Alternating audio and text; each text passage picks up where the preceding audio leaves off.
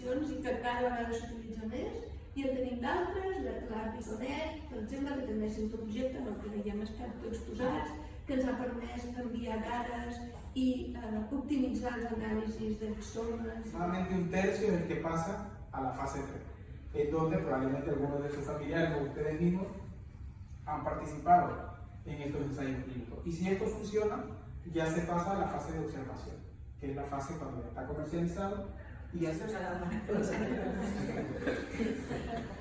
Llavors, què passa? Com aquí al punt de l'esquerra, s'agafem de prendre els nens, depèn de la posició, és com que semblen com un xiclet i sembla que se'ns vagin i que no els podem... El país, a més, amb un creixement, perquè si no entendran que la discapacitat és el que els margina, i no és veritat, els marginen tots els altres.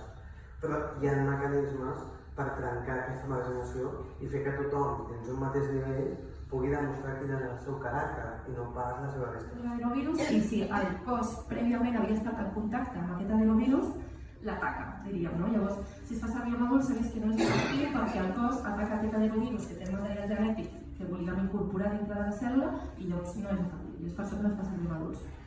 En el cas de referència de l'Hospital Gran, en el cas vostre de Bellvitge, de RAF i d'altres que poden també fer la sol·licitud de derivació. Ho dic perquè també entengueu com podeu entrar, no? Si vosaltres ja coneixeu el camí, però si ja... És veritat, una persona que es desplaça en cadira de rodes per poder entrar d'un espai a un altre. Depenent del producte de suport, també fem arranjaments, que és el fet de fer una adaptació a la gran. En aquest cas ens trobem una adaptació d'un bany. La impossibilitat per seguir realitzant una tasca laboral a causa d'una lesió o malaltia. Amb les malalties neuromusculars, això ho veiem diàriament, ja que són malalties progressives que poden...